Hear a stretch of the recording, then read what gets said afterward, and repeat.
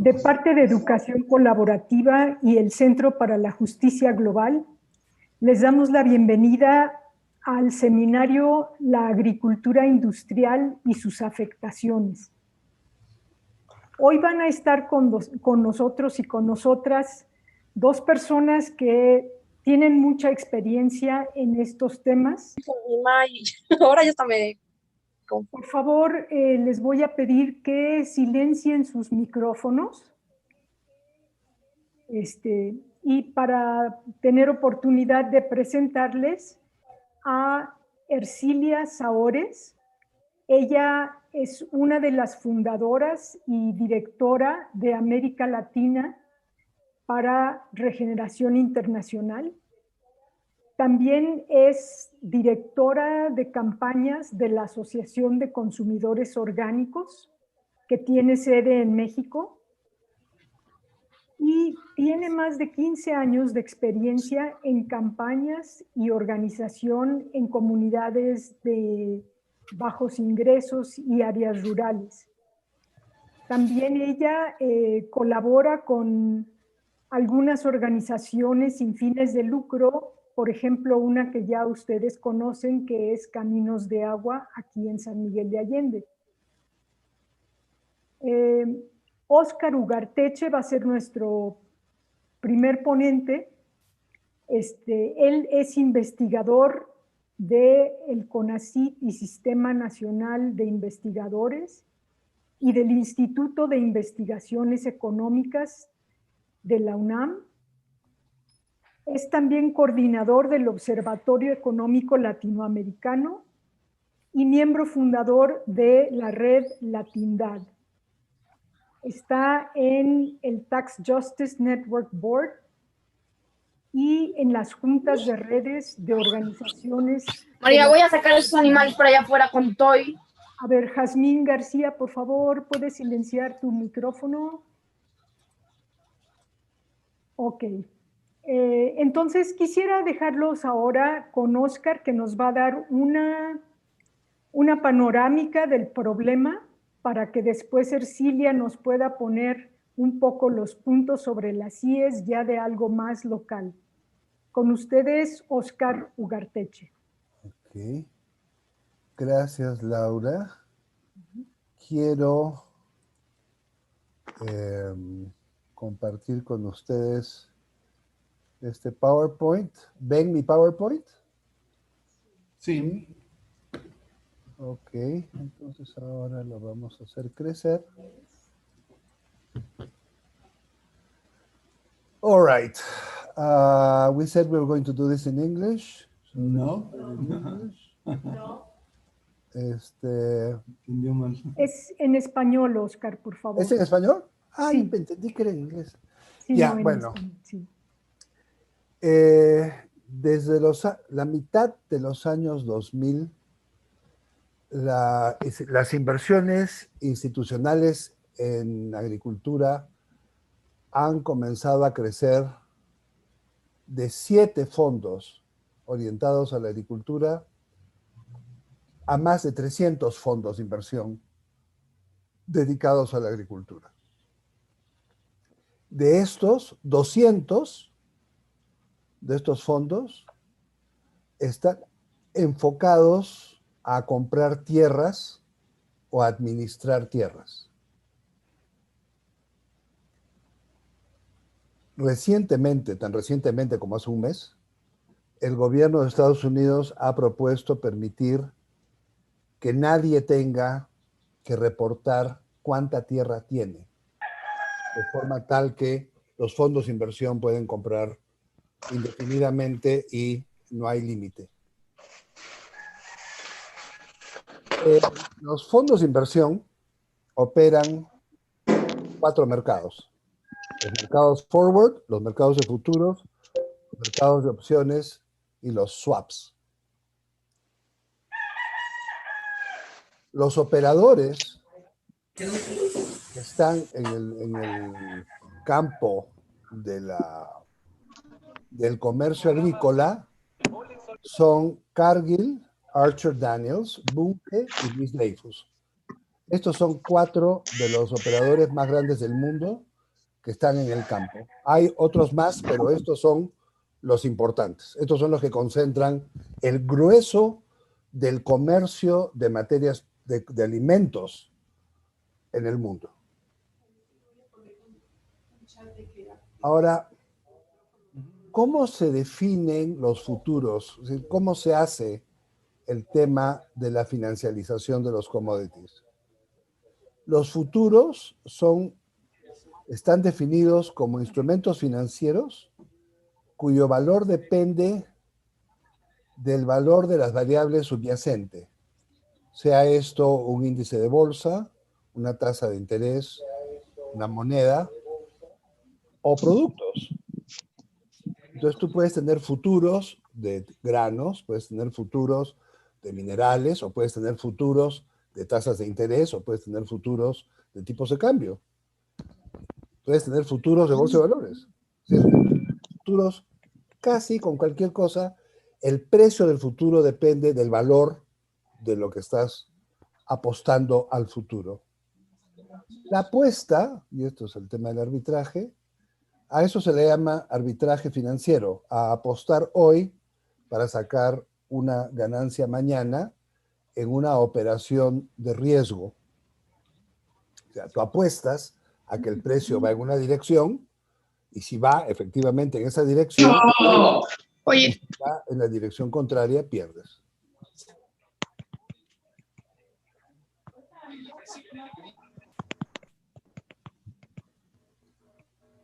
Alguien está hablando. Y, voy a silenciarlos a todos y Oscar, nada más te pediría a ti que hagas favor de prender tu micrófono. Ok, ya estamos. Muy bien. Ahora, uno se pregunta, ¿por qué habrían fondos financieros de comprar tierras?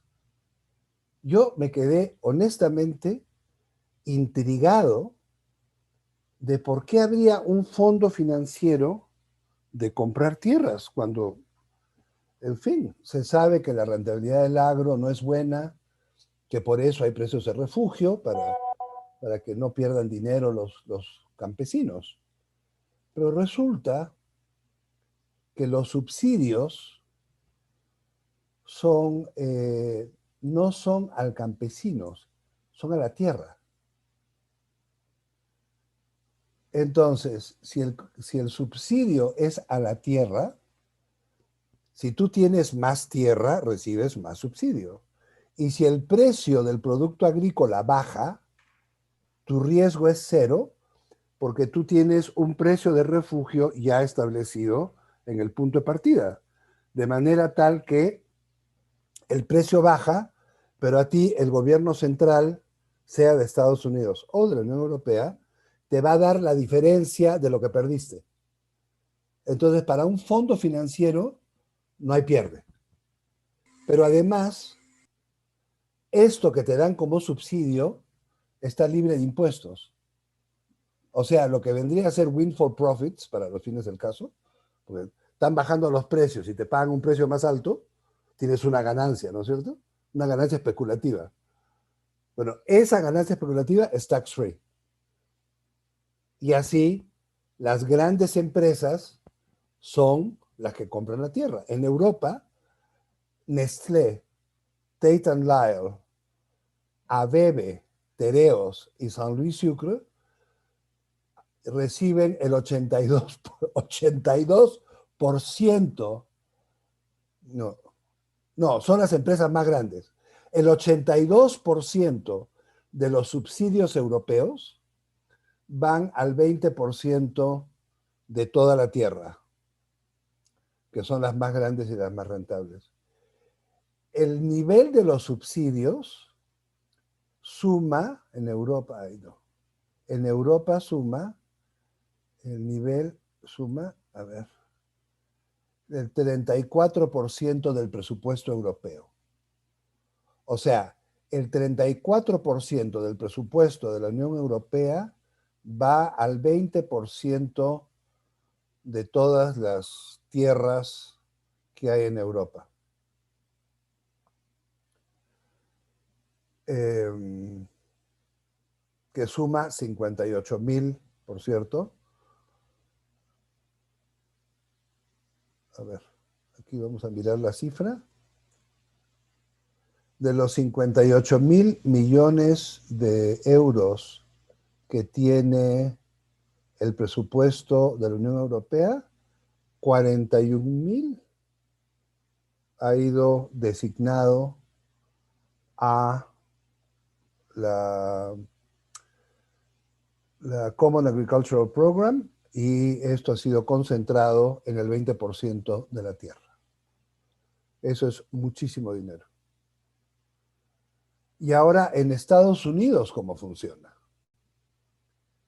En Estados Unidos lo que vemos es que el subsidio es al maíz, la soya, el trigo, el algodón y el arroz. La mayor parte va a las grandes empresas que son de propiedad de los fondos financieros. El presupuesto en Estados Unidos es 19.4 mil millones de dólares, que es menos de la mitad del presupuesto europeo de subsidios. Ahora, en Estados Unidos, el 10% más grande, que tienen más tierras, recibieron el 78% de los subsidios. O sea, de los 223 mil millones repartidos en subsidios agrícolas, el casi 80% fue al 10% de los tenedores de tierras. El 1% recibió el 26% de estos pagos. Ahora, parte del tema aquí es que si tú tienes un nivel de subsidios alto, el precio al cual el producto sale al mercado internacional termina siendo alto, o termina siendo artificialmente bajo, perdón, porque tú le pones el subsidio, pero se vende al precio del mercado, en el mercado internacional. Y con esto, lo que termina pasando es que tienes agricultura, gran agricultura rentable por los subsidios en Estados Unidos y Europa, y no tienes agricultura rentable en el resto del mundo. Es decir, has distorsionado totalmente el mercado agrícola y has generado dependencia alimenticia. Los países dejan de producir los productos señalados ahí, que son los mismos subsidiados en Europa, y se crean pobreza y hambre. Eso salió en un trabajo de Collins y Lapé hace 30 años. O sea que los subsidios son fuente de pobreza en el resto del mundo, pero son fuente de riqueza ahora para los 200 fondos financieros que están comprando en Estados Unidos las tierras, y para las grandes empresas que son las que están comprando en Europa las tierras. Esto se los voy a decir rápidamente. La relación entre el precio de una materia prima y la tasa de interés es inversa. O sea, cuando sube la tasa de interés, baja el precio de la materia prima. Cuando baja la tasa de interés, sube el precio de la materia prima. Y la razón de ser de eso es lo que se llama la teoría del portafolio. El fondo de inversión tiene futuros agrícolas en su cartera, sube la tasa de interés, vende los futuros agrícolas y compra bonos del tesoro que van a tener mejor rentabilidad. Esa es la lógica de la relación inversa. No vamos a entrar en más detalles. Acá tienen ustedes cómo están las tendencias de los precios de las materias primas desde el año 2011. Como ustedes pueden ver, los precios están a la baja. Ahora, están a la baja. La línea roja es la tendencia descendente de todos los productos agrícolas no procesados. Esta línea, que es más turquesa, son los minerales, no, son los fuel commodities, son petróleos y otros. Y este morado son todos los minerales y metales. Que no sé por qué ha salido con otro color abajo, pero bueno. Pero estos son los tres. Aquí lo que importa es cómo baja los precios de los alimentos. Miren la tendencia a la baja. Ahora, dentro de alimentos, todo baja, pero lo que baja más es alimentos mismos, que es donde está la línea roja. Es decir, eso también fue lo que subió menos. Ahí está trigo y está maíz.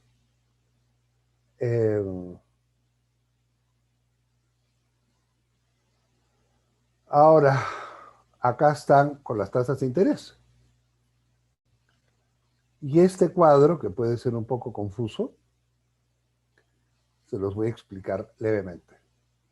Acá tienen ustedes la tasa de interés en la línea azul. Entonces, baja la tasa de interés, el precio de la materia prima va para arriba, sube la tasa de interés, el precio de la materia prima va para abajo. O sea, no va necesariamente en sincronía, pero sí va pronto. Baja la tasa de interés, el precio de la materia prima sube, sube la tasa de interés, y aquí sigue subiendo, baja la tasa de interés, sube la materia prima. ¿Ok? Hasta aquí hay relaciones inversas. A partir de acá, que es el año 2009,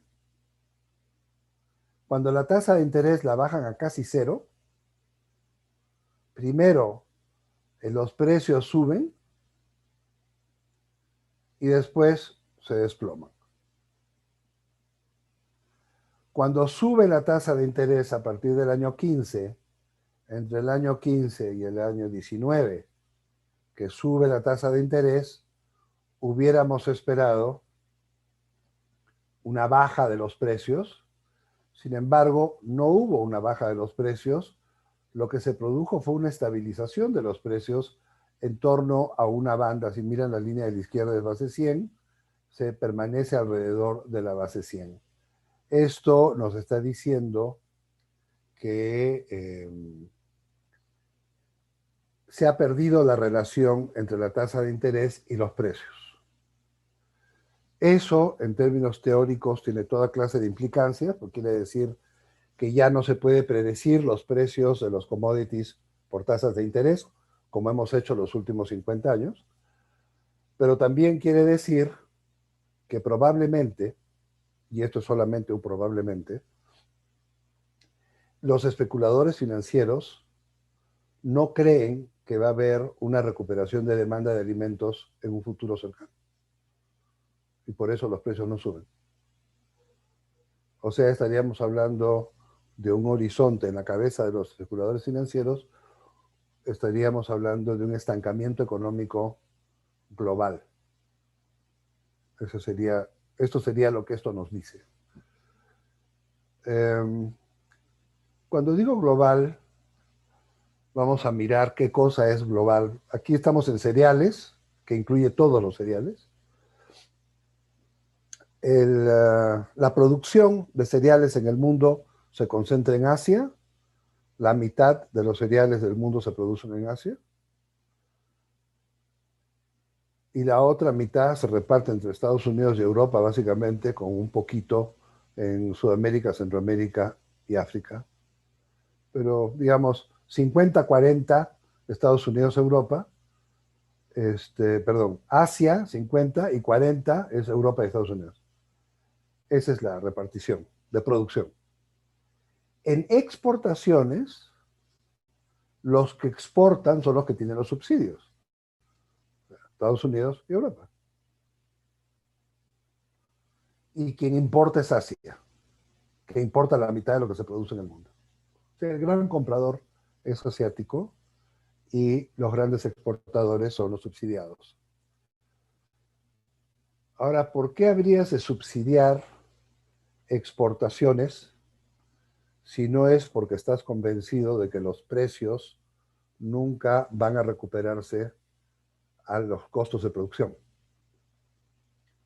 Y si los precios no han de recuperarse a los costos de producción, ¿qué haces produciendo eso? ¿No? Tendrías que cambiar a producir otra cosa. Pero además, ¿quién lo está produciendo? Y aquí viene el problema. Estás hablando de grandes, o sea, son 200 fondos de inversión y 4 traders, y la propiedad de la tierra en muy poquita gente, que son estos fondos de inversión.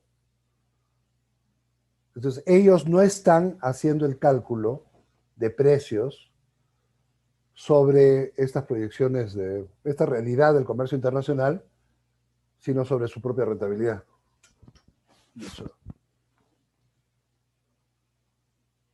Aquí tienen ustedes quién exporta, y el morado es los países de altos ingresos. El morado más oscuro es altos ingresos medios, que son Brasil y Argentina. Y después el resto, el poquito, el chiquito, son ingresos medios bajos o ingresos bajos. Es decir, son los países ricos los que están exportando estos productos agrícolas alimenticios. 200 fondos de inversión son los que tienen el dinero metido ahí, grandes empresas europeas, y ellos reciben todos los subsidios. El 80% de los subsidios.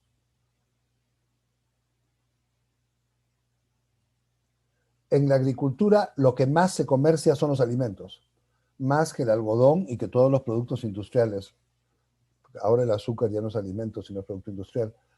Pero este es un tema importantísimo, ¿no? O sea, hay una operación en el mercado alimenticio muy grande. Y finalmente, esto nos trae varios problemas. El primero es el problema ambiental, de salud y de la economía campesina.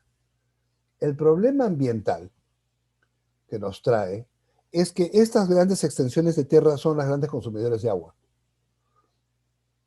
Y al ser las grandes consumidores de agua, le quitan el agua a los pequeños productores. Producen con contaminantes, producen con semillas genéticamente modificadas y también producen con fertilizantes sintéticos.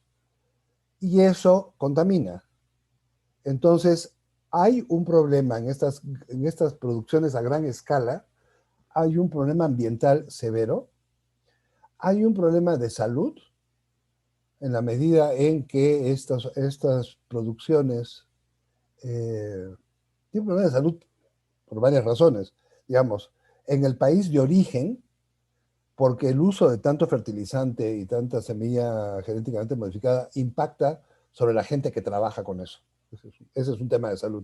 El otro tema de salud, que yo lo encuentro más serio, es que se ha sustituido en las canastas de alimentos, voy a hablar de México, que es el país que conozco, se ha sustituido el maíz que se usaba en las tortillas y que se producía en México por trigo que se importa a precios bajos, a precios que ningún productor de trigo puede competir en México.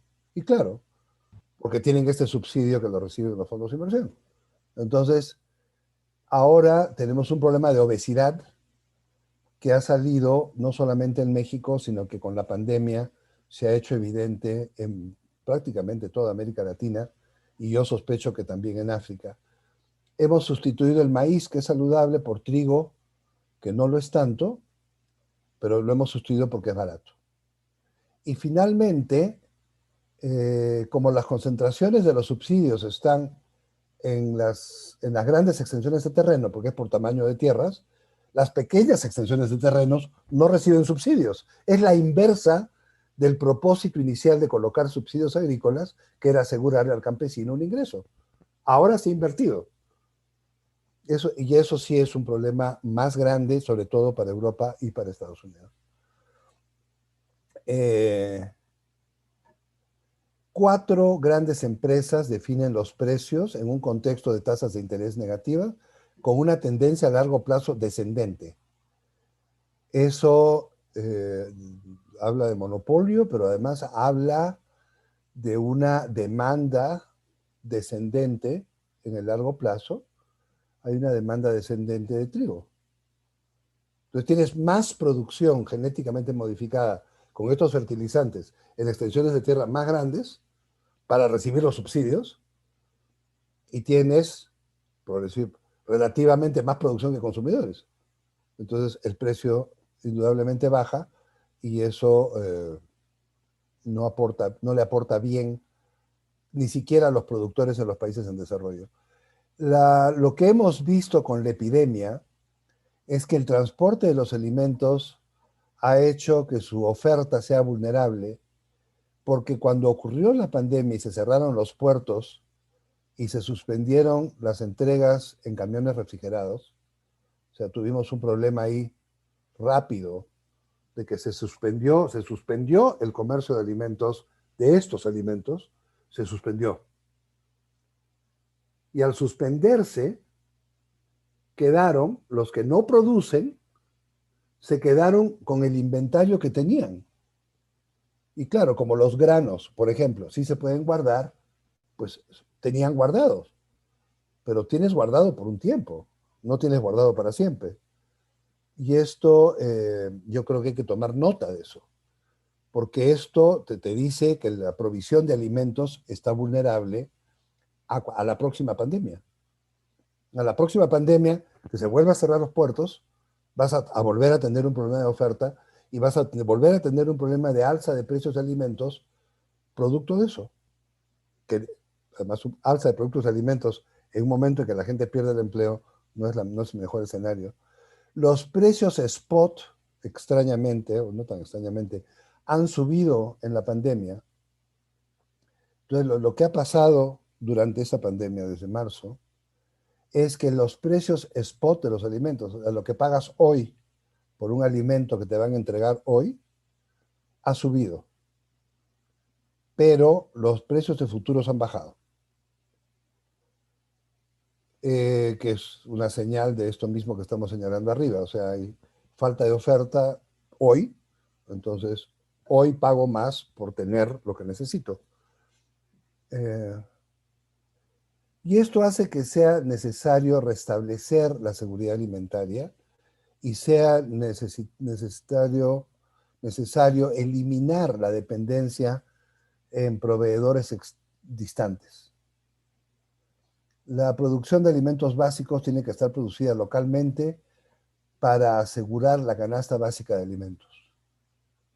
Hay que anotar que además la demanda de azúcar va a caer más conforme la matriz energética continúe cambiando hacia energías más limpias y los biocombustibles ya no estén en alta demanda en Europa para el año 2030. Entonces vamos a tener un problema de grandes extensiones de terrenos que están produciendo caña de azúcar, probablemente para quemarla, porque ya no se necesita tanta caña de azúcar, porque estamos reemplazando los biocombustibles por energías renovables, solar y eólica. Yo creo que hay una distorsión en el momento en que los fondos de inversión entran a comprar tierras y se mantienen los precios de refugio, se distorsiona el precio de la agricultura y se distorsiona la agricultura. Hay que recuperar el sentido familiar de la agricultura. Hay que recuperar el sentido de comer lo que es saludable, producido cerca, y hay que recuperar sobre todo lo orgánico, ¿no? Tenemos que regresar a comer limpio, so peligro de que siga siendo o continúe siendo una amenaza a nuestra salud. Muchas gracias. Muchas gracias, Oscar. Pues a continuación vamos a escuchar a Ercilia Sabores. Ercilia, bienvenida y pues te escuchamos. Muchas gracias, Laura, y gracias Oscar y todos quienes están dedicando parte de su día y sus horas a escucharnos, así que muy agradecida por la oportunidad. Lo escuchaba Oscar y esto de la idea de los precios de los futuros, ¿no? De los precios a futuro. Y qué paradoja pensar que justamente pues podemos pretender que al futuro se le ponga un precio, ¿no?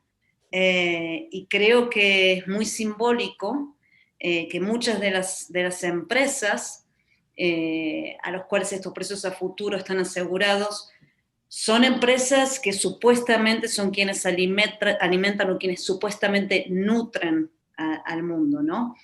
Y esto me lleva a algo de lo cual platicamos mucho entre quienes practicamos y y diseminamos y difundimos esta idea de agricultura regenerativa, que es esta cuestión de cómo poco a poco los términos y los principios se van cooptando.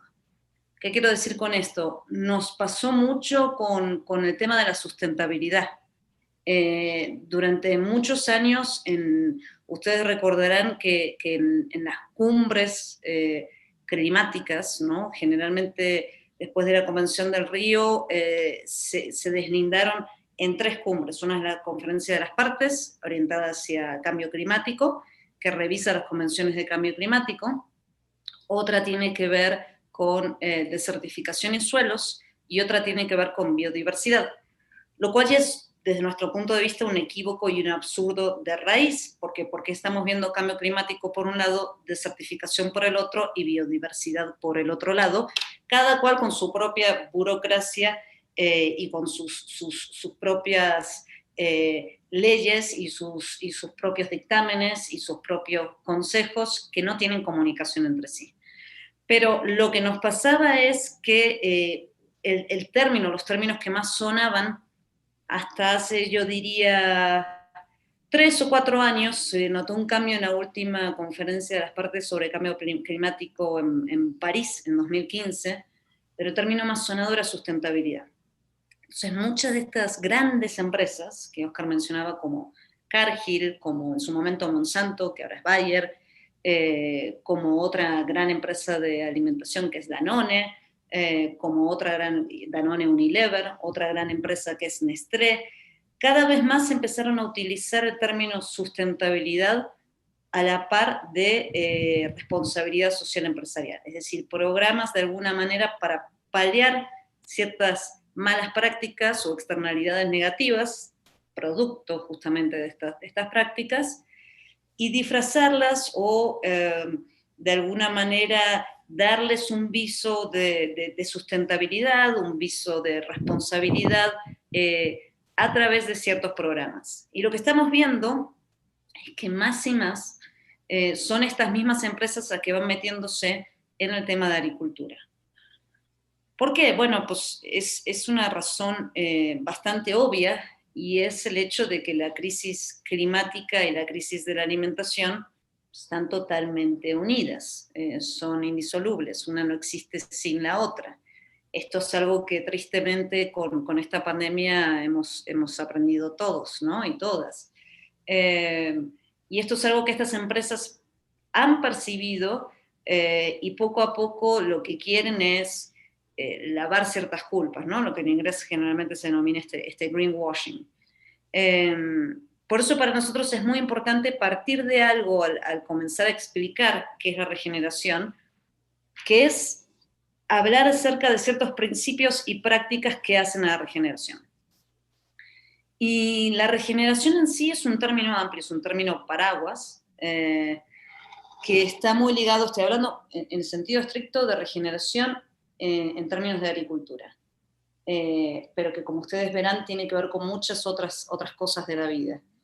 Es un término amplio que engloba varias prácticas. Se genera un gran debate en el movimiento agroecológico y el movimiento orgánico, por ejemplo, de si son principios y prácticas que pueden ir de la mano. Ahí ya hay ciertos matices, especialmente entre lo orgánico y lo agroecológico visto más como un movimiento, una práctica y una disciplina, y lo orgánico visto a través de ciertos principios, pero lo que tratamos de hacer en términos de regeneración es, bueno, justamente como para que podamos empezar a hablar de una agricultura regenerativa, en contraposición a una agricultura industrial o convencional, para que podamos proyectar más el mensaje, pues ¿por qué no partimos de ciertos principios que son comunes a la permacultura, a la agricultura biodinámica, a la agricultura orgánica, a la agricultura regenerativa? Y estos principios pues, son muy simples. Hay 3 principios básicos, por supuesto hay varios más que podríamos discutir, pero básicamente hay 3 principios que son transdisciplinarios a todas estas prácticas. El primer principio es el principio de la diversidad. Y esto lo contraponemos al principio, por supuesto, de la homogeneidad. Si tú pierdes biodiversidad, pierdes la capacidad de adaptación, la capacidad de resiliencia.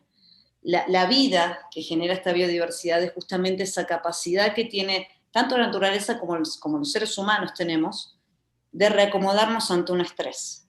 Eso lo estamos viendo muy bien en la pandemia, ¿no? Este estrés, este gran cimbronazo que ha sido esta pandemia, tenemos la capacidad o no de reacomodarnos, de ser resilientes, de volver de alguna manera a recrearnos.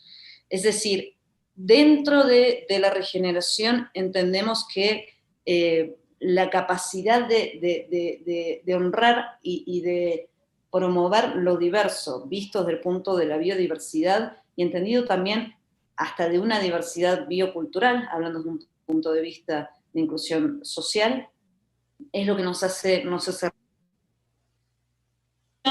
a esta mirada de la agricultura convencional o la agricultura industrial, que es una mirada obviamente más homogénea, es una mirada que busca de alguna manera dentro de la agricultura un principio de ganancia o de lucro, más que un principio de creación de vida. Otro principio que vemos dentro de la agricultura regenerativa tiene que ver con la ley del retorno. ¿Qué quiere decir esto? Si yo tomo el suelo, ¿no? El suelo, mi suelo donde voy a cultivar algo, y lo que hago constantemente a este suelo es inyectarle venenos, lo que comentaba Óscar hace un ratito, ¿no? Siendo estos venenos como fertilizantes químicos, siendo a través de semillas genéticamente modificadas, junto con todo el paquete tecnológico que esto implica, y lo que hago es extraer constantemente, pues obviamente lo que yo voy a lograr es que en un punto este suelo ya deje de dar. Es decir, yo no puedo pretender quitarle a la tierra constantemente, no devolverle nada, no ceder nada y que ésta continúe rindiendo. Muchas veces se hace la analogía entre pues una persona que tiene una dependencia hacia las drogas, ¿no? Y que se supone que tú crees que esa persona puede llegar a tener un performance constante por tantos años de su vida, pues la droga en un momento va a tener un efecto. De alguna manera, esto de la extracción tiene que ver también con la ley del despojo, que es la ley del quitar. Otro de los principios que hacen la agricultura regenerativa, en contraposición a la agricultura industrial convencional, tiene que ver con el hecho de poder compartir lo común. ¿Qué quiero decir con esto? Ver lo común, ver la tierra, ver el suelo como algo común que nos pertenece a todos. Y que cualquier cosa que yo haga, aunque sea en mi pedacito de suelo, pues esto va a tener un efecto en el vecino, va a tener un efecto en el otro. Entender los bienes, los recursos, aunque no es una palabra que me encanta, recursos naturales, como algo que tenemos que cuidar entre todos. Lo cual es bastante importante como para partir desde una base de lo comunitario versus una base de lo individual. Ahora bien, estos principios a los que hacía mención tienen su reflejo, tienen su espejo en ciertas prácticas. En la agricultura regenerativa lo que hacemos es, obviamente, sí queremos aumentar la fertilidad del suelo, pero la fertilidad del suelo se logra no a través del uso de insumos externos, como son los agroquímicos, sino que lo que hacemos es hacer, por ejemplo, prácticas de rotación de cultivos, donde a través de esa rotación de cultivos, por ciertas temporadas, vamos suministrando al suelo los nutrientes que necesita en esa temporada. Es decir, si yo durante 3 años seguidos, pues todo lo que estoy cultivando en mi lote es maíz o es soya, obviamente que el único nutriente que le estoy proporcionando es el nutriente que me proporciona el maíz o el nutriente que me proporciona la soya. Es uno de más de 30 nutrientes que puede tener un suelo, que sea un suelo bien abonado. Entonces, cultivos de rotación, o rotación de cultivos de cobertura, mantener el suelo siempre cubierto. ¿Por qué? Porque, como ustedes saben, el suelo es uno de los principales sumideros de carbono después del océano. Esto es un tema que pues ya se está hablando mucho últimamente, pero ustedes saben que dentro de, y de hecho estaban en el anuncio creo del programa de hoy, dentro de las contribuciones humanas a los gases de efecto invernadero, la agricultura juega un rol importantísimo. Generalmente pues se trata de minimizar y se dice que es 17% o 15%, se observa nada más, por ejemplo, emisiones de metano del ganado que está en estos grandes feedlots o operaciones ganaderas, pero si nosotros empezamos a ver cuál es la huella que tiene la agricultura desde el momento de la producción, es decir, si yo estoy produciendo como se produce en la agricultura industrial, y estoy trayendo insumos a partir de fertilizantes químicos, o sea, ahí ya estoy usando petróleo.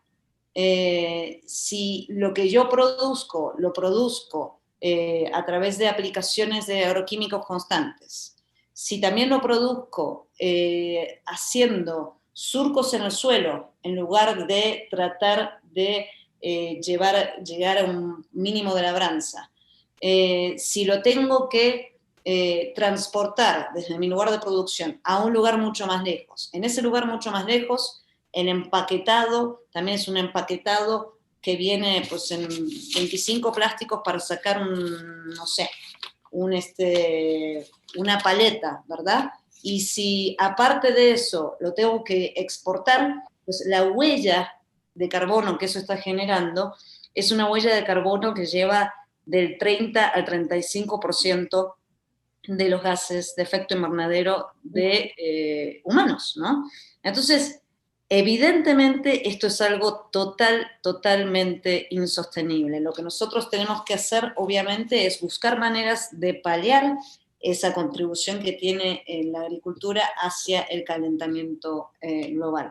Entonces, a través de estas prácticas que comentaba antes, todo lo que eso busca es, para empezar, dejar el suelo cubierto. Si nosotros, es como la piel, ¿no? Si mi epidermis está descubierta, está mucho más susceptible a los rayos solares. Si yo el suelo lo dejo descubierto, si lo estoy arando constantemente, lo que estoy haciendo es exponiéndolo a una oxidación y también a que el carbono que está en el suelo se vaya hacia la atmósfera. Aparte de hacer esto, es decir, contribuir al calentamiento global a través de las emisiones de carbono, lo que yo estoy haciendo es, estoy desertificando los suelos, porque el suelo un suelo descubierto, ya no tiene la capacidad de retener humedad. ¿Qué quiero decir con esto? No solo tiene la capacidad normal que tiene un suelo sano, lleno de nutrientes, lleno de microbiota, de retener la humedad, sino que cuando caiga la lluvia, lo que eso va a producir es que ese suelo, en vez de tener una función de ser esponja, que es un suelo sano, va a escurrir, toda esa agua va a escurrir, y esa agua va a escurrir lamentablemente también, junto con los agroquímicos, a las napas y a las fuentes de agua de las cuales luego nosotros bebemos. Algo muy común en la zona de aquí, de San Miguel, donde cada vez más vemos en las cuencas de agua no solo arsénico, fluoruro, sino también restos de glifosato, donde los análisis de orina que se están haciendo están nuestras aguas están hiper contaminadas. Entonces, de alguna manera, todas estas prácticas que son espejo de estos principios que comentaba tienen que ver con tratar de alguna manera de aumentar la fertilidad del suelo a través de prácticas agroecológicas, prácticas regenerativas que restauran la microbiota normal de los suelos, restauran la estructura y restauran la funcionalidad de los suelos. Aquí en México hay casos excelentes de ranchos donde se genera o se hace manejo, por ejemplo, holístico de ganado, que es el pastoreo rotativo, donde a través de eso se busca recuperar pastizales autóctonos y se busca producir de una manera ganado, por supuesto, de una manera más sana, sin antibióticos, sin hormonas. Hay ranchos donde, por ejemplo, se hace mucha producción de semillas, en conjunto con hábitats de polinizadores, se busca aumentar la población no solamente de abejas, sino de pues, también murciélagos, colibríes y otros insectos de alguna manera,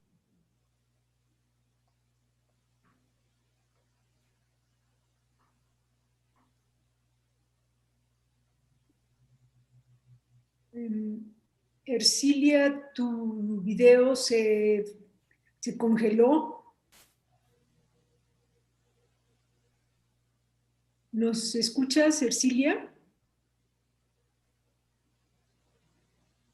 A ver, parece ser que Ercilia tiene dificultades con... Ah, aquí ya está casi. Es que se congeló tu video, Ercilia. Parece... Estoy en el rancho, se va y viene la señal. ¿Ahí está bien? Muy bien, gracias. Perdón.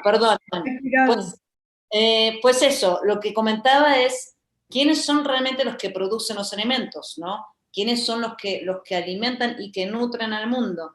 Pues el 70% de los alimentos, esta es una cifra de la FAO muy, muy conocida, son los que son producidos por los pequeños campesinos, es decir, con la menor cantidad de extensión de la tierra. Y sí son alimentos, porque a diferencia de los alimentos producidos por la agricultura industrial, la nutrición que tiene un jitomate producido sin fertilizantes, producido de una semilla no transgénica, no solo me va a alimentar más, sino que también me va a permitir a mí multiplicar esa semilla al poder yo, a partir de esa semilla, generar almácigos, producir jitomates y guardar semillas.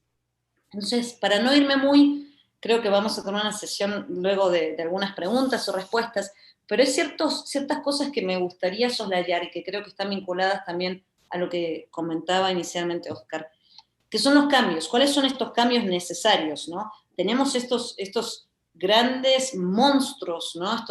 Esta lucha entre David y Goliat, de los grandes monstruos de la agricultura industrial, que son, en el caso de México, pues también 6 empresas que han recibido subsidios de SADER, pues antes SAGARPA, sistemáticamente durante varios sexenios. Y cómo se hace esto, por ejemplo, también a nivel internacional, donde están las Big Six, que no son ya las petroleras, sino que son las compañías agrícolas y agrofarmacéuticas, que ese es un tema no menor, ¿no? La coalición ahora entre las industrias farmacéuticas y las industrias de la agricultura. Es decir, el mismo que nos está alimentando es el mismo que, y enfermando, es el mismo que luego nos da la medicina. Ciertos cambios, ¿no? Obviamente hay muchos cambios que tienen que ver con lo individual, ¿qué podemos hacer nosotras y nosotros?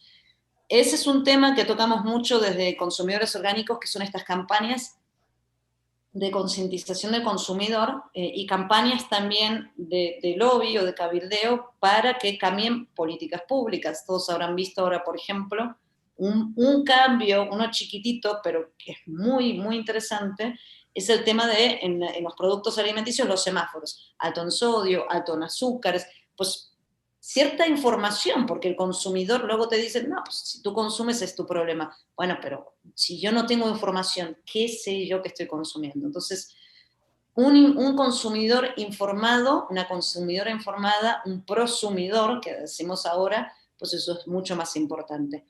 Para lograr cambios, básico en la conducta personal, pero también fortalecer políticas y prácticas que tiendan hacia la regeneración.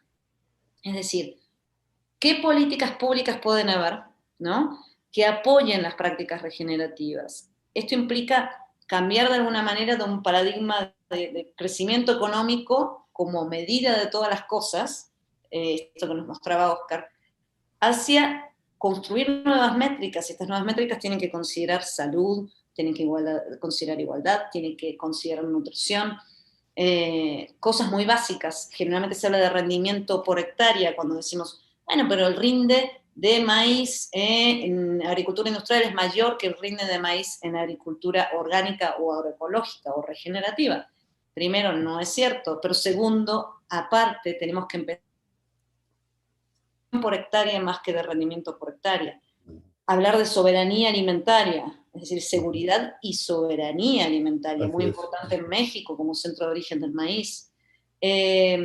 ciertas cosas que me gustaría mencionar importantes. Redireccionamiento de subsidios, lo que comentaba Oscar, ¿no? ¿Por qué están todos los subsidios hacia los alimentos procesados? ¿Por qué hacia todas las compañías que también producen agroquímicos? ¿Por qué la Nestlé? ¿Por qué Pepsi? Gobernanza y participación inclusiva. Es decir, ¿dónde están los pequeños campesinos, los que producen el 70% de los alimentos en la discusión? ¿Cuál es su lugar? Tenencia de la tierra. En México es un caso especial, ¿no? Pero en el resto del mundo, pues el acceso a la tierra, y aquí también en México es complejo, a pesar de la reforma agraria y los ejidos, pero el acceso y la reforma de tenencia de la tierra. Incluir el tema de la agricultura regenerativa en las contribuciones país. Se habla de las reformas energéticas. Perfecto, hagamos una reforma energética, pero la reforma energética no va a ser suficiente, y bueno, ni hablar de la que se hizo aquí en México, pero me refiero a tener energías alternativas, ¿no? Energías limpias. La energía limpia no va a ser suficiente. La energía limpia nos va a ayudar a quizás disminuir lo que estamos emitiendo. Pero si nosotros paramos de emitir hoy, todo el carbono que tenemos, que es ese carbono heredado o ese legado de carbono que está en la atmósfera, no lo vamos a poder poner en ningún lado, salvo que practiquemos agricultura regenerativa que meta ese carbono desde la atmósfera de vuelta al suelo. Eventualmente a los océanos, que están recontra saturados y acidificados y ya no tienen capacidad de capturar carbono. Coordinación entre instituciones públicas. ¿Por qué las secretarías y los ministerios están separados? Es decir, ¿por qué tenemos la SADER trabajando por un lado y la Semarnat trabajando por otro lado? Pero eso es no solamente en México, tienes el Ministerio de Medio Ambiente, el Ministerio de Agricultura y el Ministerio de Salud por distintas partes. Híjole, si la crisis climática, la de alimentación y de salud están totalmente relacionadas, ¡qué locura! ¿Verdad? O sea, bioregiones, hay bioregiones en Europa, pues sí, está bien, funciona muy bien porque tienen una política agrícola europea, pues que le facilita todo, ¿no? Pero hay bioregiones con modelos locales de producción de alimentos. Fantástico. ¿Qué es lo que podemos hacer, por ejemplo, aquí en el Bajío guanajuatense? Convertámonos en una bioregión, cambiamos estas cadenas largas que tenemos hacia cadenas cortas. Reinvertir en investigación pública y ciencia que apoye la regeneración. Las universidades, la ciencia, tienen que estar en campo, tienen que estar entendiendo cómo se hace la agricultura, tienen que estar con la gente, no estar nada más en la academia. Inversiones, ¿no? Tienen que tener una mirada a largo plazo. ¿Cuáles son las externalidades negativas de la gran industria de la agricultura? ¿Qué es lo que están haciendo? Híjole, si miran con los desechos del océano, cuando empiezan a buscar, es la Nestlé, todo te muestra que es la Nestlé la que más tira. Bueno, tú contaminas, tú pagas.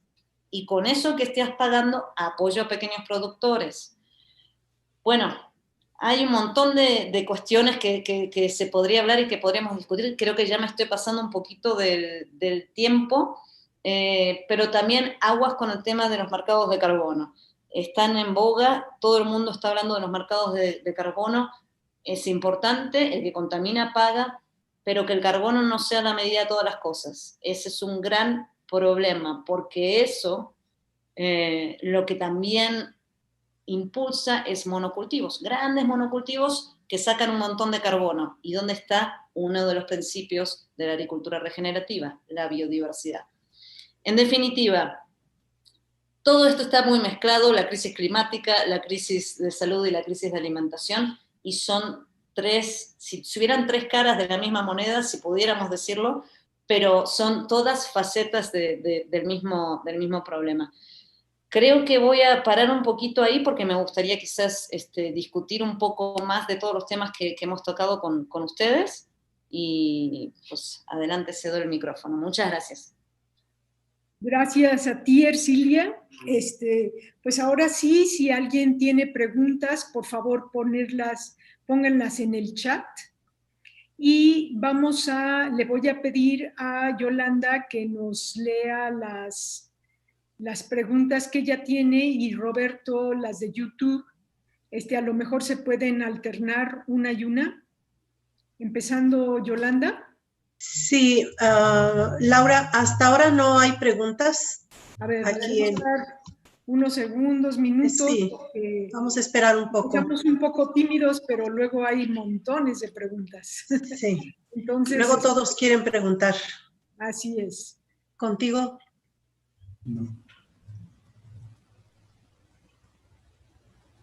Por lo pronto, pues, estos temas tan importantes que nos afectan tanto, que afectan lo que comemos, que afectan que eso que comemos influye en nuestra salud o en nuestra no salud y que influye también en nuestros bolsillos. Y más adelante, el siguiente seminario que vamos a tener va a ser el 4 de noviembre y vamos a hablar sobre agricultura y economía local. Entonces, sobre la importancia de consumir de nuestros consumidores locales para consumir más sano ¿Por qué se oye y tan para mal? ayudar a No hay nuestra mala conexión. economía local. Bueno, vamos entonces, si tienen preguntas, si me hacen favor de ponerlas en el chat. Y lo mismo las personas que están viendo en YouTube, si tienen alguna pregunta, por favor, escríbanla y para que podamos atenderla.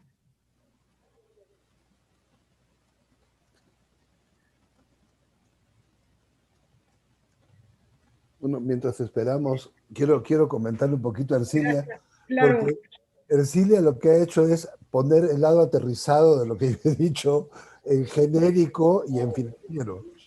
Es que no es posible lo que nos ha pasado con el capitalismo financiarizado de las últimas décadas, es que se ha perdido el sentido de la vida.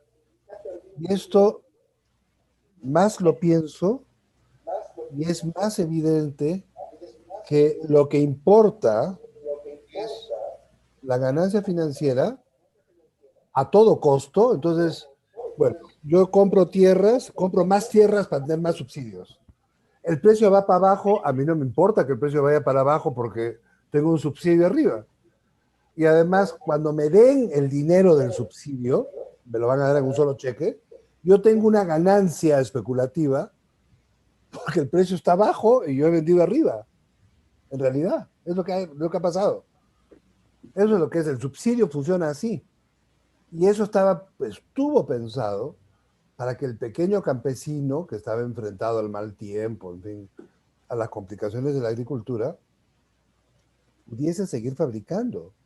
No estuvo pensado para que fondos financieros de inversión se compren toda la tierra importante de Estados Unidos y para que las grandes transnacionales se compren toda la tierra europea, porque eso no solamente es una distorsión, sino que el principio sobre el cual se construyó no existe más. Y ahí entonces lo que hay que decir es, terminen con ese subsidio, acábenlo, porque ustedes vieron, no sé si vieron, a raíz del tema de la guerra comercial con China, Estados Unidos dejó de exportar alimentos a China. Entonces la respuesta del presidente Trump fue, nosotros vamos a incrementar los subsidios a los campesinos, a los farmers, para que no se vean afectados por la guerra. ¿Cuáles farmers? Si son los fondos financieros. ¿Qué está hablando? Y le regalaron 250 millones o 2.500 millones de dólares más que los precios de refugio, o sea, adicionalmente.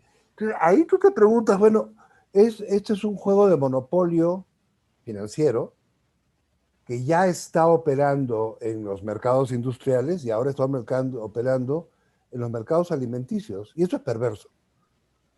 Y lo peor es que es un problema de salud, pues me dio risa. Sí, pues tendrían que estar juntos salud, medio ambiente y agricultura, porque es un solo problema. O sea, aquí tuvimos el problema de la obesidad y es un problema gigantesco. Nosotros le dimos el premio a un libro en el instituto, le dimos el premio Noyola a un libro, harán 10 años, de una mujer estudió la canasta alimenticia en México por regiones y por clases sociales. Un trabajo estadístico de hormiga. ¿Y qué encontró? Que en el 94 se firma el TLC y comienza a bajar el consumo de aguas de frutas y comienza a subir el consumo de Coca-Cola y refrescos embotellados. Comienza a bajar el consumo de tortilla de maíz y comienza a subir el consumo de tortilla de trigo. Y así. Entonces, claro, eso produjo en 10 años, al 2003 o 2004, produjo un país de obesos. ¿Quiénes son los obesos? Los pobres, que sustituyeron algo saludable por algo no saludable, pero era más barato. Así es. Y los subsidios al comercio internacional de trigo hace imposible, podemos hablar de trigo, pero podemos hablar de las otras cosas, hace imposible que nadie compita, porque no tienes cómo. O sea, como nosotros no podemos poner precios de refugio, porque nuestros acuerdos con la Organización Mundial de Comercio, los tratados bilaterales de libre comercio, no permiten poner subsidios. Entonces tienes subsidios de un lado, no hay subsidios del otro, y el campo se queda despoblado, y lo que tienes es migración. Migración de México, migración de Centroamérica, migración de Sudamérica. Tienes migración producida por esto. A mí me parece francamente aterrador el escenario, y es un escenario mortal, porque estás matando a la gente con los alimentos. ¿No? O sea, hay que recuperar la seguridad y la soberanía agrícola sobre la marcha, ahorita. Y hay que educar a la población con el tema de las nuevas formas de agricultura, porque de otra manera vamos a tener problemas muy serios sociales. ¿Hay una? Juana Laura Tovar. ¿Perdón? Ok. Tengo unas preguntas ya. Ok. Ok. Muy bien. Óscar, gracias por tus comentarios muy claros y atinados, ciertamente. Salud y alimentación de la mano y pandemia. Sí, son. Sí, Yola. Sí. Dice Juana Laura Tovar Sánchez, dice, en las industrias se les exige tener una tratadora de agua para sus desechos. Sin embargo, algunos no cumplen con sus medidas. ¿Sería razonable cerrar o quitar del mercado sus productos? Sí, quitarlos del mercado.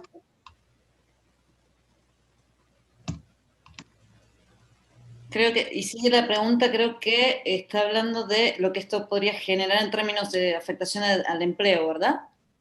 Sí.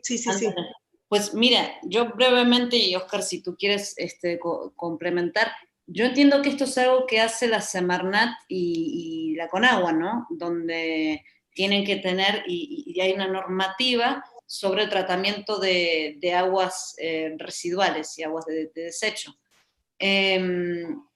Yo creo que la normativa obviamente se tiene que cumplir. Ahora, si lo razonable es que la penalidad sea quitar del mercado los productos, pues no necesariamente. Sin embargo, aquella empresa que hace su tratamiento de aguas residuales y hay unas maneras, les cuento, tan bonitas de hacer tratamiento de aguas residuales, por ejemplo, con plantas, donde no solamente estamos recreando vida, sino también limpiando esas propias aguas que luego se pueden reutilizar. Hay formas económicas y fabulosas de hacer esto. Las empresas que hacen las cosas bien, pues, al contrario, esas empresas deberían ser beneficiadas con descuentos, beneficiadas con un apoyo, y aquellos que hacen las cosas mal, pues no, el que está haciendo las cosas mal, lo está haciendo mal. ¿Las lanzas o...? No necesita eso tener un efecto en que la gente se quede sin empleo. Y ahí una cuestión que tiene que ver mucho con el cambio de las economías ahora. Y esto tiene mucho que ver con el nuevo Acuerdo Verde en Estados Unidos. Dentro del formato de este nuevo Acuerdo Verde, que es cómo hacemos nosotros para pasar de una economía basada en las industrias fósiles, de combustibles fósiles, en petróleo, hacia economías renovables. Lo mismo se aplica a la agricultura. ¿Cómo ha pasado de una agricultura industrial a una agricultura regenerativa entendida como lo que comentaba antes? Pues ahí tiene que haber una cuestión que se llaman transiciones justas. Y esto tiene que ver con el empleo. En las transiciones justas, obviamente la persona que era quien aplicaba el fertilizante químico, pues en el panorama de una agricultura regenerativa no habrá lugar para eso. Sin embargo, nosotros, por ejemplo, aplicamos fertilizantes de base orgánicos. O la persona que trabajaba en la industria petrolera, pues tendrá su capacitación también para trabajar en la industria de paneles solares, por dar un ejemplo, ¿no? Entonces, en la transición justa, no es que digamos, hay tantas fuentes de trabajo, esto va a cambiar y se van a perder todas estas fuentes de trabajo. La transición justa tiene que contemplar toda esa masa laboral que va a quedar en esa transición hacia esta nueva economía. Y justamente yo creo que es las plantas que tienen, las industrias que tienen que tratar sus desechos, pues lo tienen que hacer. Quienes mejor lo hagan, que tengan sus beneficios. Y quienes no lo hagan bien, que tengan su penalidad, pero que la penalidad no implique la pérdida de empleos, ¿no? Bastante ganancias que tienen.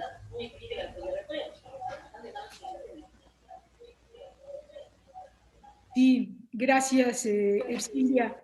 ¿Hay alguna otra pregunta, Roberto? Aquí tenemos otra pregunta de Darío Granados. Él pregunta, ¿qué hacer ante la falta de apoyo por parte del gobierno en cuanto a la investigación científica que se dedica a poder contrarrestar los efectos que está causando la agricultura industrial?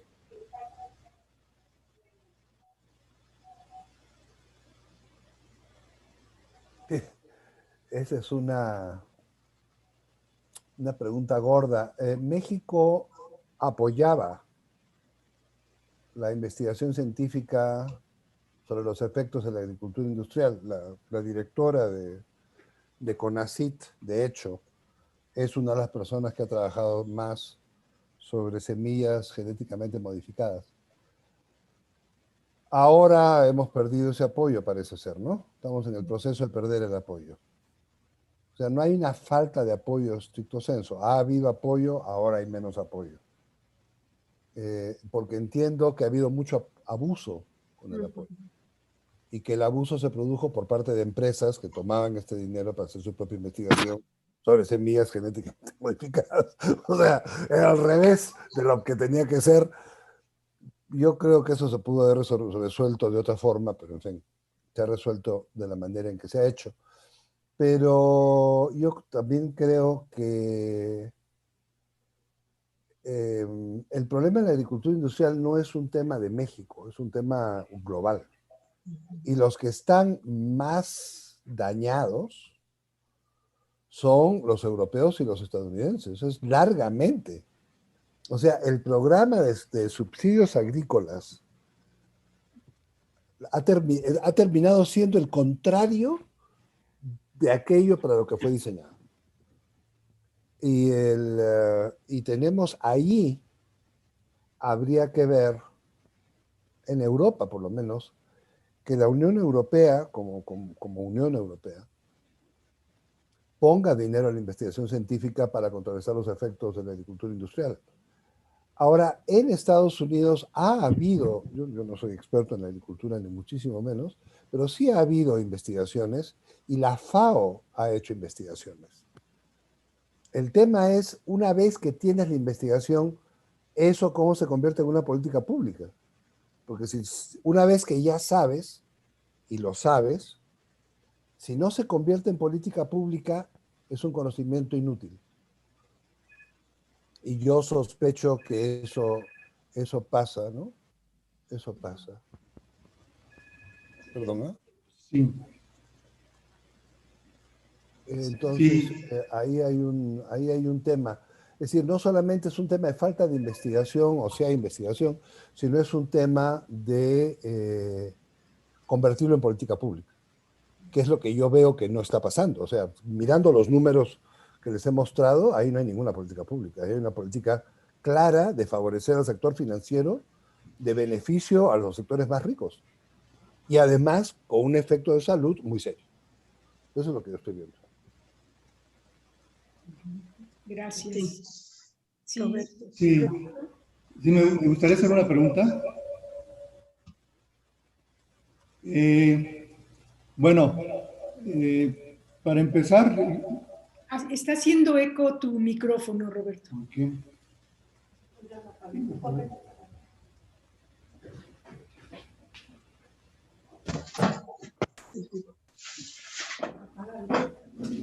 A ver, ¿me escuchan ahora? Sí, Sí, mejor. mejor. Bueno, para empezar, digo, es evidente que estamos constatando las grandes falsos supuestos de la famosa economía ortodoxa. En realidad, si algo ha puesto en claro esta pandemia, es la característica de la economía ortodoxa que desafortunadamente rige el mundo globalmente. O sea, es una economía que no está fundamentada en facilitar la vida.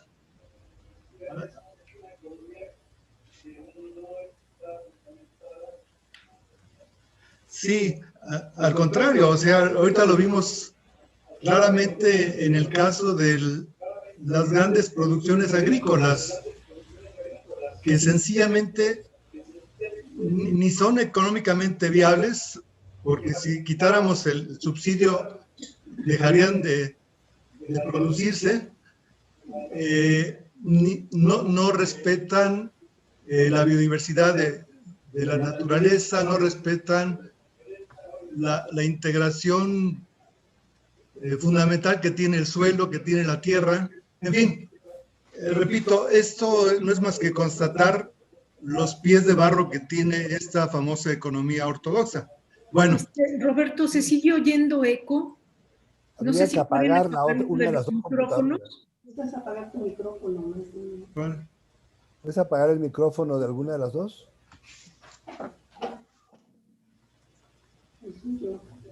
Está apagado.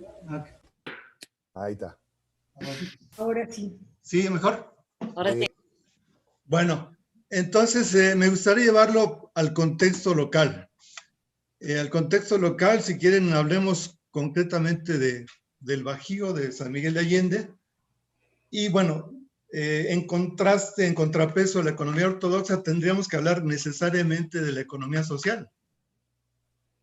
O sea, ¿qué es lo que va a posibilitar que exista un contrapeso a lo que ahora se ha manejado absurdamente bajo la pseudociencia de la economía y sus formulaciones matemáticas?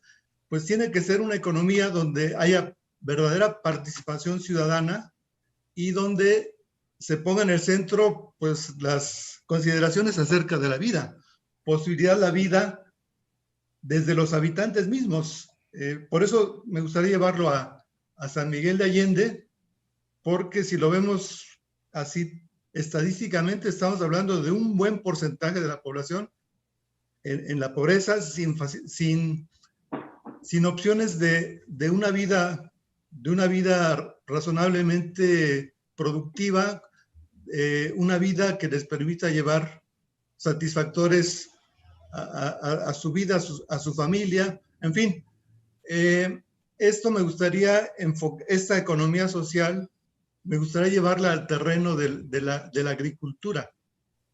Entonces, Ercilia, por ejemplo, ¿qué crees, qué pasos, qué medidas crees que se podrían implantar a corto plazo y a través de qué mecanismos en San Miguel de Allende, como para que se fuera caminando hacia esta regeneración de suelos que lleva implícito el problema número uno de la localidad, que es el agua, que es la declaración del agua por terminarse, ¿sí? Entonces, repito, ¿qué medidas podrían irse implementando a través de la participación de la gente, a través de una economía social realmente ambiciosa, que plantee alternativas auténticas? Entonces, ¿qué pensarías al respecto? Mira, Roberto, una cosa que me parece importante es, nosotros estamos trabajando ahora en un proyecto de reforestación, y digo, esto es en el Valle de Jalpa, ¿no? Saliendo de San Miguel, carretera Querétaro, te metes hacia Jalpa, entonces son varias comunidades. Está Atahualpa de Sosnávar, que creo que hizo una charla sobre el tema de... Entonces está la comunidad de Sosnávar, Doña Juana, está la Biznaga, está aquí el Membrillo, que es donde está, por ejemplo, el rancho de Biorgánica. Están pues varias comunidades, en suma seremos como unas 700 hectáreas aproximadamente. Y aquí se está llevando a cabo un proyecto de reforestación de agave y mezquite. El propósito de este proyecto es, pues, pretendemos que tenga varios impactos. Un impacto es el impacto, por supuesto, ambiental. Como tú sabes, estas son tierras que son tierras sobrepastoreadas absolutamente, desertificadas. Son tierras donde los propietarios ejidales tienen borregos, y por supuesto la tienen dentro de su propio ejido, pero en ciertas épocas del año tienen que ir a los agostaderos a alimentarse, y lo que esto hace es que tengas una proporción de carga animal sobre suelo muy fuerte, y genera que el suelo se vaya degradando, por esto que decíamos antes de que no hay cultivos de cobertura.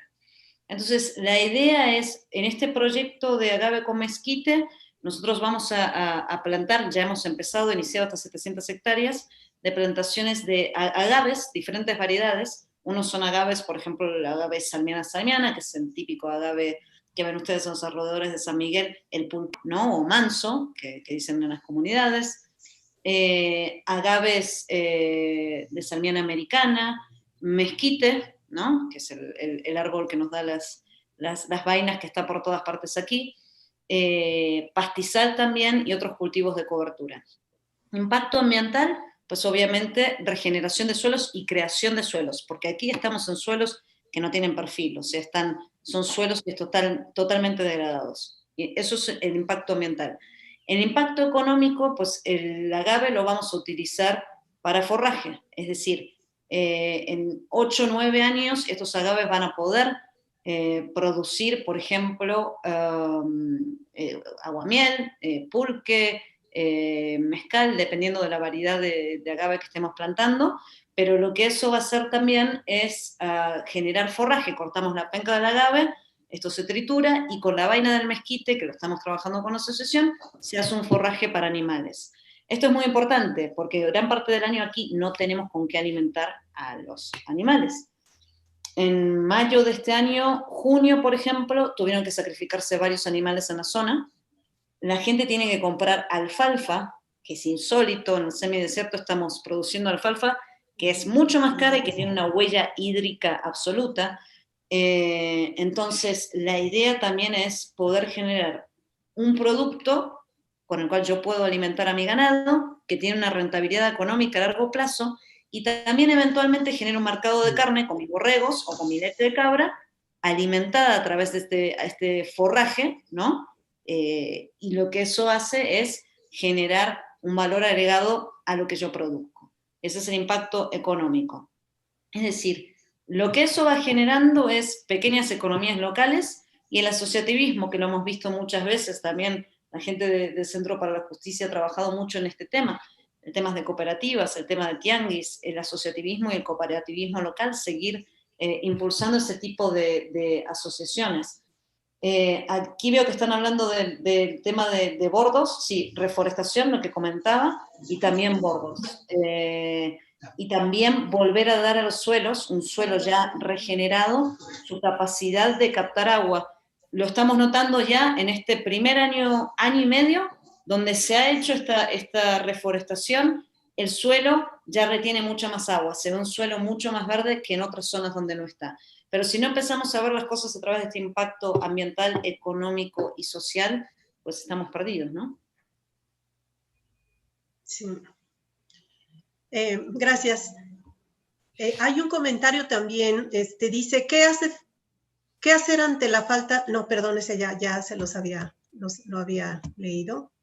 México tuvo serios problemas con la tenencia de la tierra y aún vive algunos por el monopolio. Se puede originar la venta de la misma. Es un comentario solamente.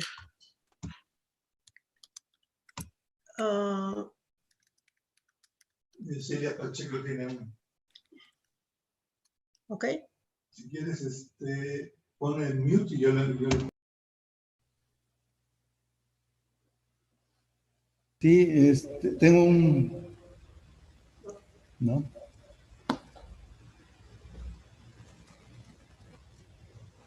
Lo puedes leer de YouTube, es de Celia Pacheco.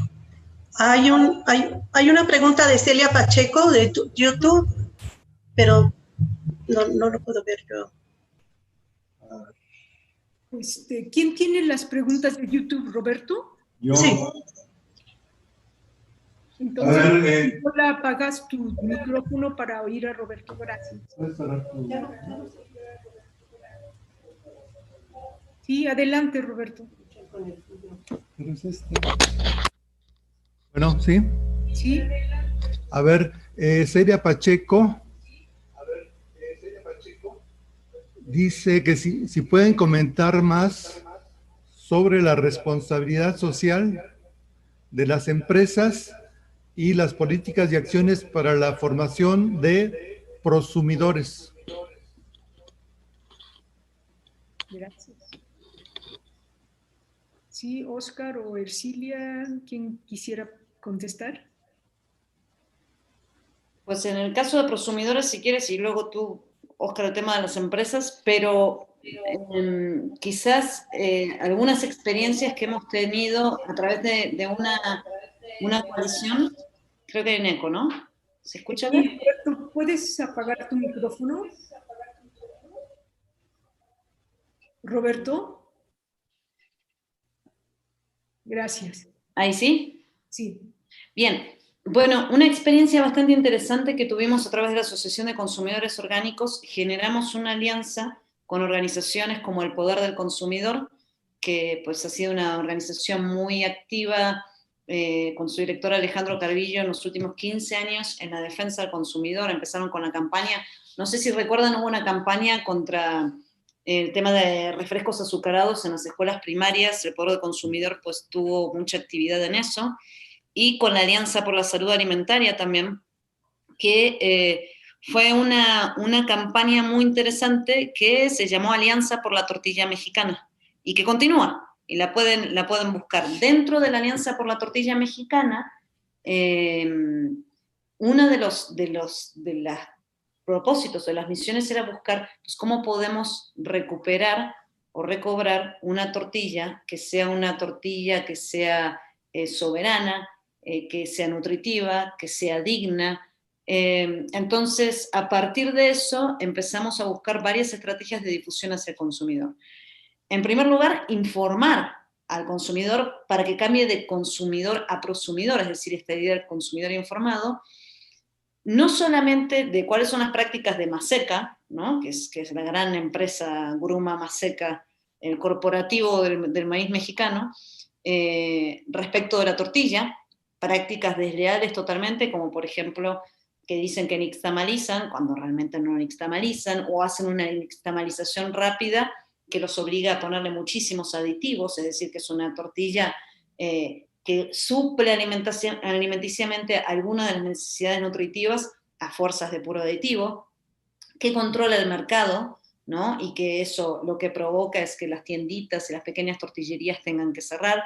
Pues ya verán ustedes cuando pasan por una tortillería con todos los logotipos de Maseca y el toldito y todo el merchandising ahí metido. Y también, y esto es algo muy importante, es que difundimos este tema de que las tortillas de Maseca, cuando se hicieron los estudios de laboratorio, hace 3 años empezamos a comprar harina de Maseca por distintas partes de la República, porque surten de distintas partes para su producción de sus plantas, y de Estados Unidos también. Entonces, esto demostró pues, 2 cosas. Una es que el maíz de Maseca contiene, con lo que se hacen las tortillas, contiene glifosato. Con lo cual, es un maíz que es genéticamente modificado. Y no solamente eso, es maíz importado de los Estados Unidos. Es decir, México está importando de los Estados Unidos maíz, que es maíz transgénico, es decir, el maíz que Estados Unidos le da a sus cerdos, para que el país centro de origen del maíz, con perdón de Centroamérica, produzca tortillas que vende a la gente, ¿no? Entonces tú dices, sí, híjole. Entonces, informar eso por un lado. Más seca, pues no compres más seca. Pero entonces, ¿cuál es la alternativa? Y esto es generar ese consumidor. Porque si a mí me dicen, pues no, mira, no le compres. Bueno, pero que yo necesito comer tortillas, o sea, ¿no? Los mexicanos comen tortillas, comen maíz desde que se levantan hasta que se van a dormir. Entonces, pues, ¿dónde vas a buscar? Y ahí el consumidor.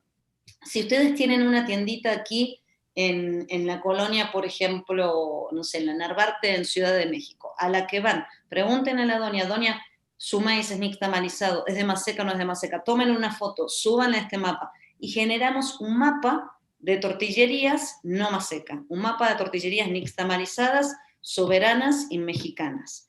Y la gente, pues, a través de esta campaña, por supuesto, con puntos de difusión a través de varias organizaciones fuertes, empezaron a empoderarse, empezaron a subir sus fotos, y empezaron a recomendar, y empezaron a decir, y luego a pasarse recetas de tortillas.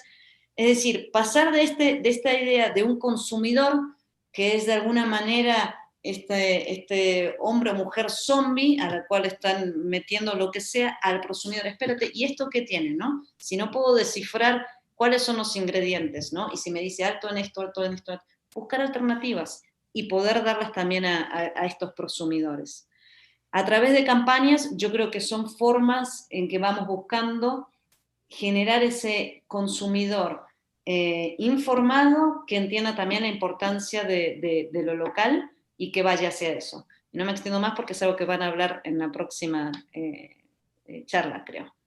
Óscar, no sé si quieres tú. Bueno, yo lo que puedo decir Sí, sobre lo de la las responsabilidad empresas. social corporativa es No, que... pero no te oyes muy bien, Óscar. Un poquito más fuerte. Ya. Muy bien. Sobre responsabilidad social corporativa, mira, la idea de la responsabilidad social corporativa tiene que ver con que las empresas se hagan cargo de lo que se llaman los spillovers negativos que tiene su actividad económica. Pero eso tiene, pues, algunos bemoles. Por ejemplo, ¿puede Coca-Cola hacerse cargo de la obesidad de México? No puede. Lo único que puede hacerse cargo de la obesidad de México es estos avisos que han comenzado a poner con esto tiene mucho azúcar, mucha grasa, y entonces el consumidor ya no consume, y las prohibiciones que han puesto en Oaxaca y en otros sitios para que los niños no tengan acceso. Y entonces ya se reeduquen en el consumo de líquidos y regresen a tomar aguas de frutas y estas cosas. Entonces, hay aspectos de la responsabilidad social corporativa que sí pueden ser, que sí sirven. O sea, nos vamos a ocupar de limpiar, por ejemplo. Hay algunas empresas mineras que se encargan de limpiar la contaminación que dejan en algunas partes. No muchas, no muchas y no muchas partes, pero hay algunas. Y eso es parte de su responsabilidad social corporativa. Pero yo lo que siempre me he preguntado es si lo que estás haciendo en realidad no es comprando conciencias, ¿no? O sea, yo entrego esto a la sociedad civil para que la sociedad civil haga lo que quiera con esto. Y no, pues, o sea, pues, yo por lo menos tengo un sentimiento mezclado. O sea, yo preferiría empresas que no contaminen, que tengan agua limpia, que no abusen de subsidios agrícolas que son para pequeños campesinos, a tener un fondo que saca miles de millones y hace, ¿no? Y dice, bueno, yo voy a donar 1% de mis utilidades para compartirlo con la sociedad. No, hombre, no. Entonces, esa es mi visión del asunto, pero... Sí, en respecto de eso, el otro día, pues recibimos bueno, el municipio recibió, el Vivero Municipal, una donación de plantas y vinieron a traer unos aquí para el proyecto de Mezquite y vieron las bolsas, el embolsado, Grupo México. Ahí está, pues. Eso es responsabilidad social corporativa. Ándale. Ahí Me está. quedé. Claro, te donan 3 mezquites, Grupo México, ¿verdad? Hijo. No, Ahora, si lo puedes usar y lo plantas, y bien, pues, o sea, bien, bien. Claro. Pero Luego digamos, piensas en los derrames, ¿no? Pero bueno. sí. Yola, ¿alguna otra pregunta? Bueno, básicamente sí, es un comentario que tiene un poco con respecto a la lluvia. Dice, no sé si tenga que ver, lo manda Verónica Espinosa, no sé si tenga que ver con el tema, pero aquí en San Miguel se está haciendo una planta fotovoltaica y pues traen el tema de que se pasan muchas avionetas al día y dicen que algún químico tiran para que no llueva. Eso en alguna ocasión también lo habíamos escuchado. En varias comunidades, algunos agricultores, o la gran mayoría, están un poco molestos por esta situación, que a ciencia pues no se sabe. Ese es el comentario. A mí no me suena que por poner plantas fotovoltaicas no quieres que llueva. ¿Por qué no habrían de querer que llueva? Para que no se te tapen el sol. El sol, exacto. La lluvia dura un ratito y ya está, ¿no? O sea, una hora. No es que se diluvie universal y se acabó la luz para siempre, o sea, sino es mantener el equilibrio ecológico, sino, imagínate. Habría que ver si efectivamente están impidiendo que llueva, pero lo que sí es cierto es que la energía limpia está ganando posiciones. Mis asistentes dicen que no es energía limpia, sino es energía más limpia. Ok, más limpia. Pero energía más limpia está ganando posiciones y es siempre preferible la energía más sucia. De eso no hay ninguna duda. Que no es la resolución de todos los problemas, no es. Pero que es un camino en la dirección correcta, sí, claro que lo es. Como lo es la producción orgánica, como es la conciencia y la educación del consumidor para que sepa qué cosa es lo que está comprando. O sea, hay cosas que van en la dirección más correcta.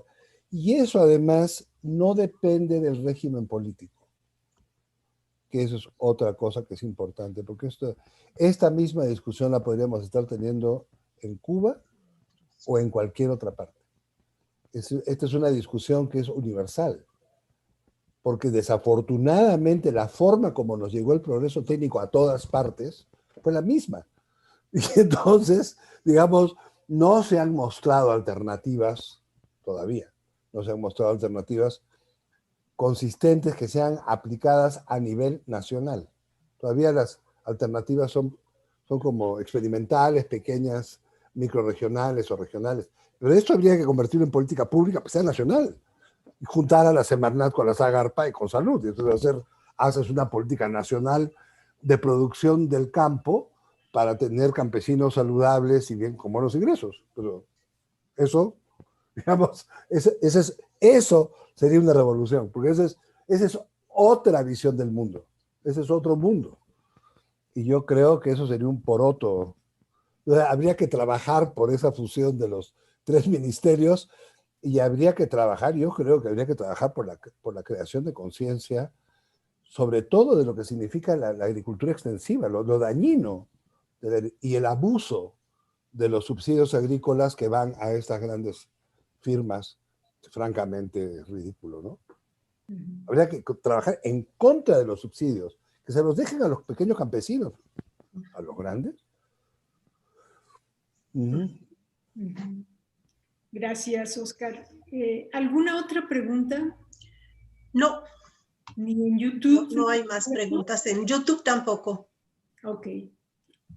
Bueno, no sé si Oscar o Ercilia tengan algún comentario final para ya cerrar nuestro seminario. Yo quiero agradecer la invitación de Liz para estar con ustedes esta tarde. Además me han obligado a mirar un tema más en serio. Yo escribí una cosa que le escribí porque mi asistente me dijo, pero es que esto es fundamental. Y dije, ya, pues vámonos. Y entonces ahí salió escrito y después me dicen, ¿puedes hablar sobre el asunto? Y ay, caray, ahora tengo que estudiar el asunto un poco más seriamente. Entonces ya he estudiado más seriamente, ya entendí un poco más cómo es la cosa. Pero quiero agradecerles la oportunidad de compartir con ustedes mis dudas. Acabo de conocer a Ercilia, me parece interesantísimo lo que hace. Y nada, espero que nos sigamos viendo y estando comunicados, que para eso estamos aquí en el Instituto de Investigaciones. Gracias, eso esperamos nosotros también, Óscar, gracias. Gracias a ustedes. Gracias.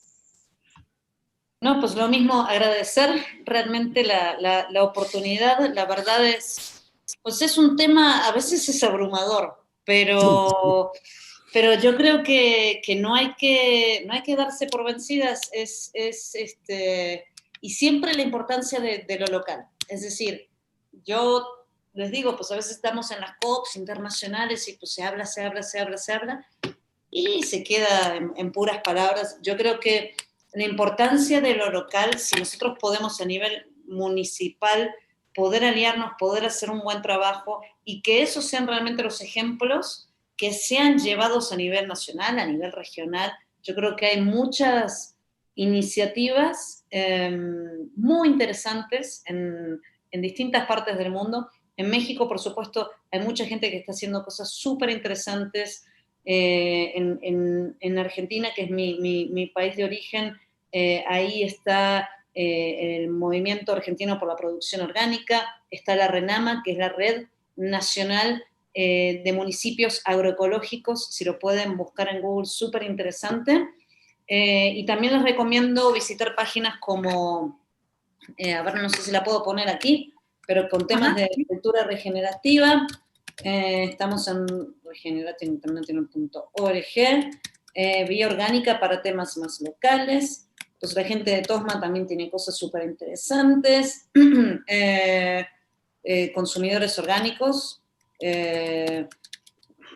Híjole, los que quieran, si quieren ahí igual les pasan mi contacto y para que puedan ir viendo, ahí hay un montón de información. La charla da para muchísimo más, pero agradezco mucho haber tenido este espacio y poder haber estado con ustedes. Muchas gracias.